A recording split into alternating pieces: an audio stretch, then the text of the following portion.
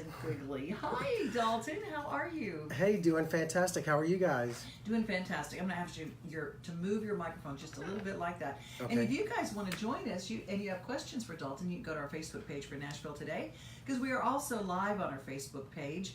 How are you, first of all? Doing amazing. It's your time of year, isn't it? It is. It's our absolute busy, nonstop time of year. It's even hard to answer the phone at this time of year. Well, we won't call you.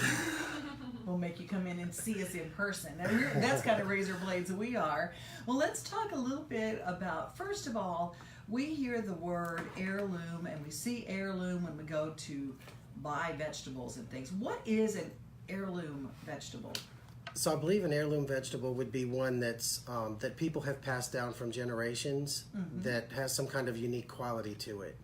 And recently I went to Whole Foods and I got one of these big purpley red lumpy tomatoes. Have you guys ever seen those? Yes. They're really huge. Yeah. And I made a delicious meal out of it, and then I saved the seeds from it and I planted them in my garden, and so I have loads of heirloom tomato seedlings coming up. That's amazing. I didn't even think about doing something like that. Did you dry the seeds and just lay them out? How did you save the seeds? Well, one of them I actually did with a huge yellow one, and then a huge purpley red one. And the yellow one, I did take the seeds out and put them on a napkin, and they dried, and they kind of stuck to the napkin. But they still grew. Yeah, they're growing. Wow.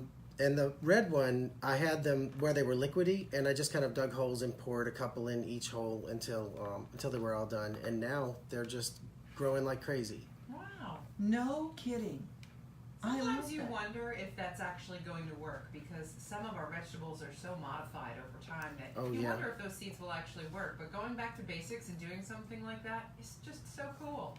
It really is. Well, let's also talk about some of the problems. We just did the news report. NOAA released its rainy season report for the last year, the wettest one on record. How is that affecting your business in landscape design? Was that for this year? Yeah. Oh, wow. I didn't know that. This year I think we've done a little bit less landscape designs over the same time last year, and maybe that's had a role in it. But no, I've just loved the rain. I love sitting out and having a cup of coffee in the rain, like under the cover, not in the rain. It's peaceful. But I will add, one of the things that you have been talking about is the request for French drains and drainage. Definitely. But with drainage also comes something really difficult to deal with, and that is erosion. So you've got some designs that you have on your website, Nashville Landscape Design. You've got something to help with erosion. Well, what we can do now, if the erosion is very severe, then we tend to recommend a company that specializes in erosion. But if it's mild erosion, we don't, we'll take care of that. On this one particular job that I sent you a picture of, we cleaned up this hillside where it was eroding very badly. The client was really unhappy, and we put down a compost and soil mix and some blue spruces and a Japanese maple and some other different plants that are ground cover oriented, that'll hug the side of the hill, and now it looks like an amazing place. Isn't that something? I mean, taking something what are the first things that you sow? Like, do you sow grass seed? What do you do to protect and keep a hillside from just washing away? Well, in general, erosion mat is used a lot, and it's a plastic fabric that is held down with some staples, some 6-inch staples that they hammer into the ground. Where do you get erosion mat? Usually, landscape supply places. I think you can get it at the big box stores, that have a garden center. Most of them have it. With erosion mat, you can throw the grass seed down and it won't slide down the hill or blow away, and it'll root in. So erosion mat is really popular. I tend to think in terms of making something really decorative and nice. So I'll use more flat stones that won't slide down the hill, and real colorful plants and plants with a lot of texture. So I like mixing it up and having different types of texture together so that it makes it interesting, and ground covers that will just creep and crawl along the ground and grip the soil real well. Erosion is a big deal. A lot of people find it, especially around their driveways and driveway culverts and things. It starts washing away, and it's a really, especially when you live in hilly areas, because water going downhill can get some momentum here in Tennessee. And it'll take the soil right away with it. mean, you hear about that. You hear about people lose their entire driveways. Soil. Oh, go ahead. That's crazy. I didn't know you could lose your whole driveway, but I can see how it could happen. Sure. And if your water's not draining away from your home properly, your home will settle irregularly. So one corner will settle, and you'll have to have the foundation people out to build up that corner of your home. Wow. So erosion and just water in general, it can cause a lot of damage. One of the things I encourage everyone to walk around their house, downspouts, where they come down, they need to be funneled out to an extra area away from your house. They do. They don't need to just go right down next to that corner, right? No, they shouldn't be against the corner. They should be, your water that's coming out of that pipe should have some distance from your home. What about rain barrels? Do people still use those? People do use rain barrels.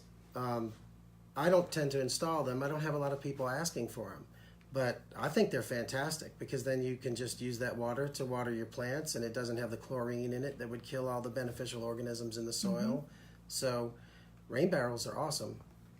Where would you get something like that? Is it, again, like a big box store or ordering it from Amazon, something like that? They do have them, and there's supply places nearby, like Site 1, which has probably 6 locations around Nashville. You could just stop in, and they've got them, and they've got the erosion mat, and they've got almost everything that you would need.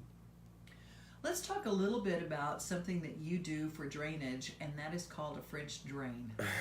They're kind of decorative. And they can be. They can be. You make things pretty. I do. That's what I think is my major function in life, is to take something that isn't appealing at all and turn it into something terrific. So if you take a French drain and you want to make it decorative, then you would make it into a curtain drain. Because the curtain drain, you'd see the rock at the top, whereas the French drain is where you have soil at the top and grass growing over it. So, and then there's loads of choices of decorative rock that you could use for that. Just finding ways to make life pretty when it comes to the outside. We're going to find out more. Tell them how they can find you online. Oh, they can definitely find me at NashvilleLandscapeDesign.com, and on there you'll be able to see loads of 3D landscape designs and links to other things, like if you need mulch and whatever. We've got suppliers like Mid-South Mulch in Franklin, and the Rock Place in Smyrna with the boulders. And but yeah, NashvilleLandscapeDesign.com. We're going to check out more, but we're going to first check real-time traffic with Richard Thomas.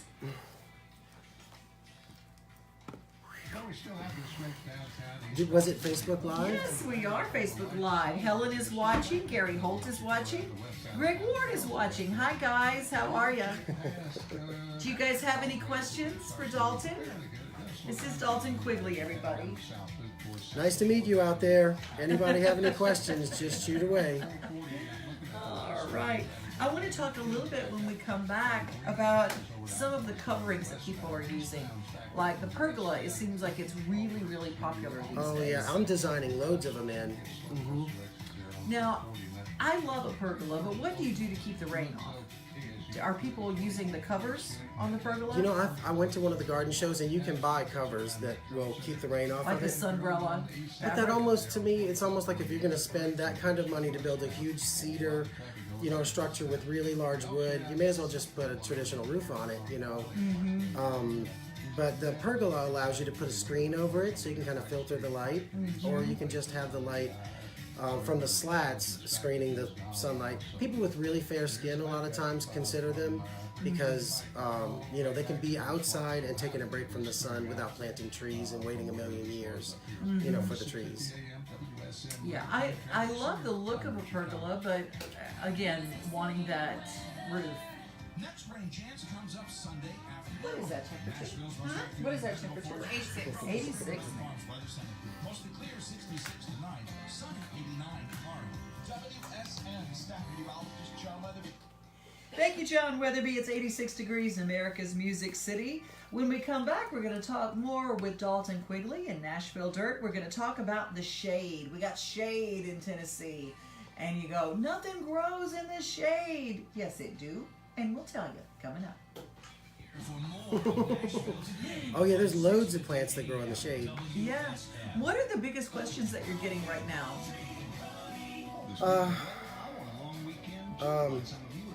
I guess, let me just think. drainage is a big thing. I mean, loads of people are calling. Yeah, it really is tough. I mean, you think about all the, and I have areas on the property where I am that become a lake, you know, and I mean, I don't know if I can drain a whole pasture or not, but it's great for the grass growth though. I mean, because it goes in and, you know, a week later, it's just lush. I wanted to ask you, have you been able to have any children over that were in a situation to ride the horses like you wanted to do? Not yet. Not yet. But it's coming.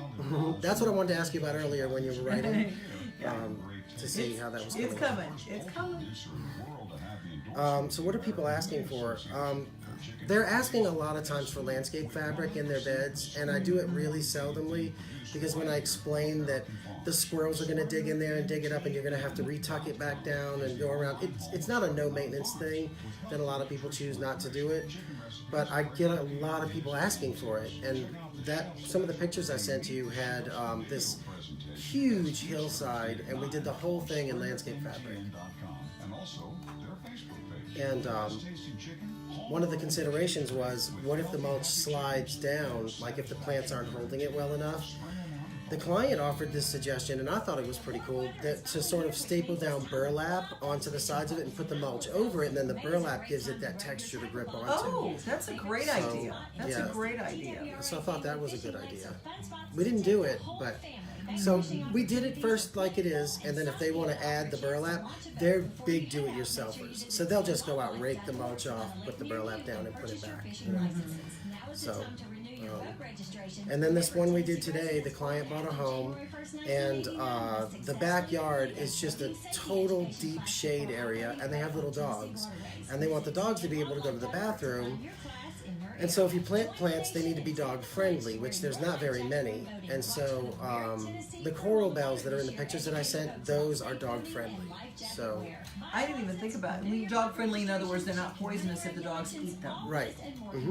Most plants make a dog terribly sick if they eat them. And a lot of weeds in the lawn and everything. So if a dog goes out and their stomach is bothering them and they start chewing on the grass, they can get a hold of something that can make it worse. So, oh my goodness, I never even thought about that. You'd think that I would have, but I haven't. I don't think the fescue or the Bermuda or zoysia, the regular turf grasses we all have, are any problem. But the weeds that get in there, the little onions. Oh yeah. I don't know if you know what I'm talking about. They're like a garlic onion kind Oh of thing. yeah, I know exactly what you're talking about. I think the oils in that are really terrible for a dog's stomach, and they could cause. Well, all onions kinds are of toxic to problems. dogs, so Are they? yeah. Yeah, I think that. Yeah, Jennifer will tell me I can't give the dog this scrap because it had onions and whatnot. That's right. But this place is undergoing some changes. You can walk down there, and there's a full facility with people swimming and rock wall climbing, and It's sound waves. It's really a cool experience. do you get to go there for free? Oh no. But we're actually thinking about maybe doing a girls' night here and get a bunch of us and staying overnight so we can go. If you stay at the hotel, you get free? Or really? It's part of your. A package? This is Nashville Today. Welcome back in. It is Throwback Thursday. We've got Nashville Dirt with Dalton Quigley, and we're going to be talking about shade. We are also live on our Facebook page, and shade is something that we deal a lot with in Tennessee, and I do know that there are some, other than hostas, there's got to be something else that we can grow, because that's everywhere that I know. Just plant hostas. Just plant elephant ears. Well, you can plant loads of hostas in the shade, and they do terrific, unless you have deer around. Deer think they're M&Ms, and they want to walk up and just eat a bunch of them. They do. They do. And you can have a beautiful stand, and then in the morning you go back and there's none left. None. Just nubs. They do have sprays that you can put on that keep the deer away, but they haven't been extremely good, in my opinion. Every single thing that, you look to try to keep rabbits out of things or deer, it seems like there's very mixed reviews. Mm-hmm. Well, speaking of, we were talking about some of the things that you can do for shade. Give us some other ideas other than hostas, because that's one of the things that you get asked a lot. Mm-hmm, I do, and I love Lenten rose. Do you know what that plant No. is? It's Helleborus is the botanical name, Helleborus orientalis. This particular plant grows sort of like a fern does, in that it just kind of mounds, And the other name for this plant is called Lenten rose, because right around Lent for a lot of people, that's when it's blooming. Oh, so okay. Around the February, March timeframe, just before all the spring blooms come, you have these little rosy looking flowers down in the garden, and they're deep shade. They'll do terrific.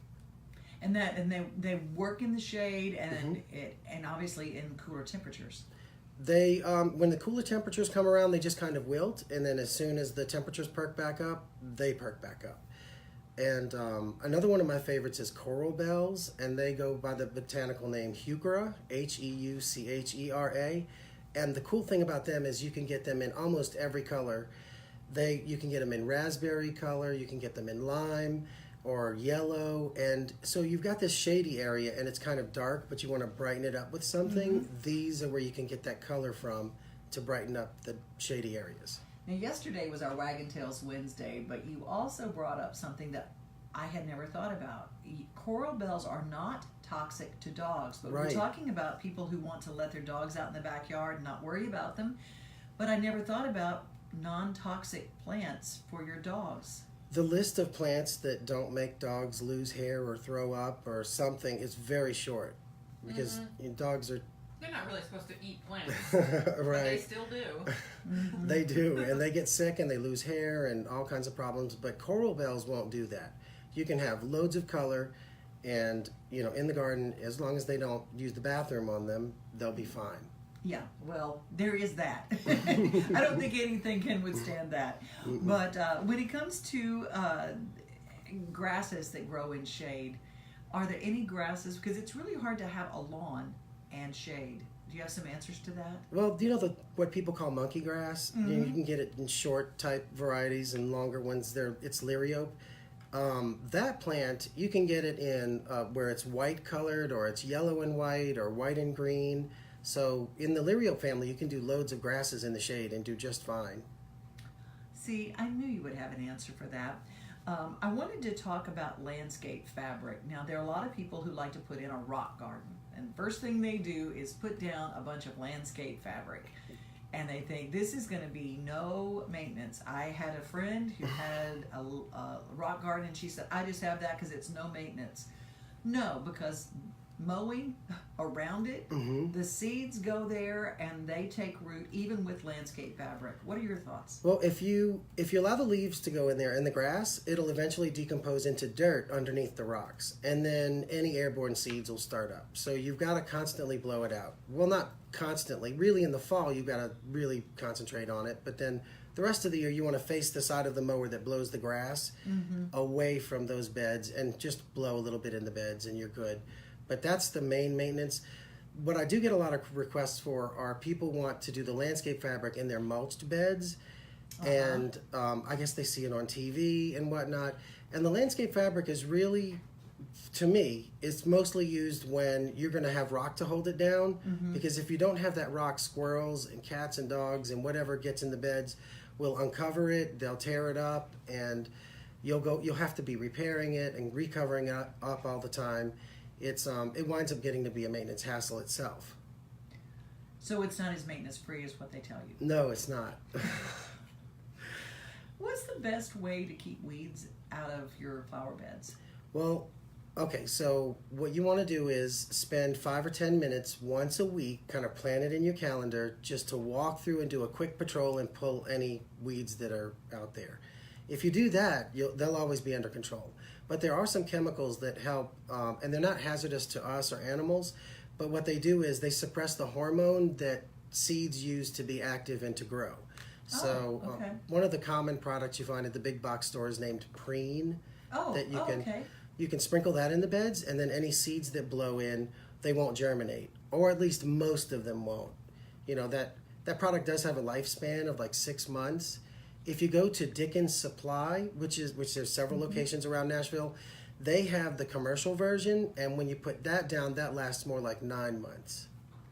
And they are also sponsors on our at-home show every Saturday morning. They are total pros.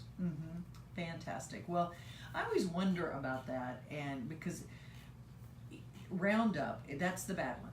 Yes. That's the one that has caused a lot of brouhaha in the past year, and people are stopping using it because they, oh, it's safe, it's safe, it's safe. Kids, you can drink this stuff. It's not bad, and it's not good at all. It's not even in small uses. On the television, I see all the time that there's these lawyers that are saying if you've got non-Hodgkin's lymphoma and you've been handling Roundup over the years, to give them a call, because evidently there's some proof that you could get non-Hodgkin's lymphoma from regular contact with Roundup. Wow. So the product that we're trying to issue is something that is safe. Preen is different. It just works hormonally with those plants. Yes. Not as a pesticide No, or no. an herbicide. Yeah, it's just going to suppress the hormone. It's not. I don't know exactly what it is. I wish I did. That's okay. We got it. The name is Preen. The over-the-counter version of it is Preen. And go to your pros and talk to them and find it, and they'll know what is safe to recommend to you. What are the people asking for as far as building structures in their backyards these days? I get loads of fire pits with bench seating around them, and that's the main one. Everybody loves to have a fire pit and go out and just put some wood in there and burn it and talk to their friends and have a glass of wine and just enjoy the evening outside. And fire pits really help with that. When it comes to fire pits in neighborhood associations, do you have to, before you build one, do you have to get special homeowners association permission, or is it something that people are kind of used to now? I don't think you need to get any permission. You don't need to get any permission, as far as I know. They do have homeowners associations, though, that just want to know what you're doing with your property. So you have to submit when you're going to, do an addition on your patio and whatnot, or your landscaping.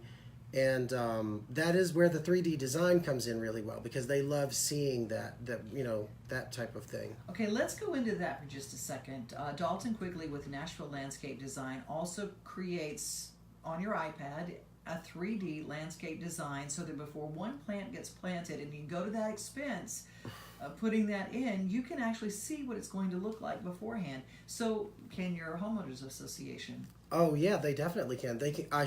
The way that I do the screenshots, it's from all angles and from above. They can see all the dimensions, so they know exactly what's going to happen. And most of the homeowners associations around, I'd say a large portion of them, have seen my designs, and so they know, that I'm not putting in something that's invasive or problematic. And I've gotten loads of feedback about how easy it was for them to make their decisions by having that. What's something that you can plant to give you privacy? A lot of people are planting soft fencing, which is they've got a fence or whatever, but really and truthfully, nobody wants to look at a fence. Nobody wants to look at a fence. Right. So when you want to put in something that camouflages a fence or at least gives you some privacy, what kind of plants can you plant that quickly take root and they're big fast? So usually, I'll just start with one that I know that's a native that's really good, and that's it's called a bright and tight cherry laurel. Prunus caroliniana is the botanical name. This plant, it's native to North Carolina, and they modified it for Middle Tennessee, and so this plant will grow, probably get 3 feet a year out of it, maybe 2.5, 3 feet. But the really cool thing is the leaves are nice and dark, and they're soft, so there's nothing to prick you or anything. And it's a great backdrop for hydrangeas with those big blooms. Oh, yeah. And things, so you don't even think about the neighbor on the other side ever again. All you see is the gorgeousness on your side. And when it gets to wintertime, what do they look like? They're evergreen, so they keep their leaves all year round, and they're fantastic. We like that evergreen stuff. You are such a wealth of information. The cool thing about what you do is you show people what it's going to look like. You give them the design, and then they can choose to get it through you. They can go to their nurseries, whatever. They literally come to you to see, what do I do here? They do. I get lots of people who are do-it-yourselfers, or someone's fixing up a home that they're going to sell and they want some curb appeal. Right now, the main design I'm working on is a house that's around 4,000 square feet on the side of a hill in Columbia, and they just own the side of the hill, and it has this amazing view off into the distance. And I'm designing a circular driveway in the front when you drive up, and then you can kind of pull around and get back out. And the house is a French country kind of styled home, and I just love working on those because you can kind of bring out. I like to kind of dive into the theme and bring that out into it as well, and so the French country one it's always pleasurable for me. I love it. Well, we can see pictures of all of Dalton's work if you go to NashvilleLandscapeDesign.com. Thank you so much for coming in and sharing. Oh, sure. Thank you. It's always fantastic. Always good to see you. And I like the woolly beard addition to what you're doing. See? I'm still getting used to it. I was on the fence of it with it in the past couple days, but my wife said she likes it, so I'm gonna keep going for a bit that's longer. what happens. The wife says, "I like it." Yeah, but what happens when it gets hot outside? Do you feel like your face is warmer because you have all that hair on it? No, I always go everywhere in shorts with short socks, so my radiator's down here where my legs are. That's a good answer. I love it, Dalton Quigley. We sure appreciate you. Taking a look at real-time traffic now with Richard Thomas.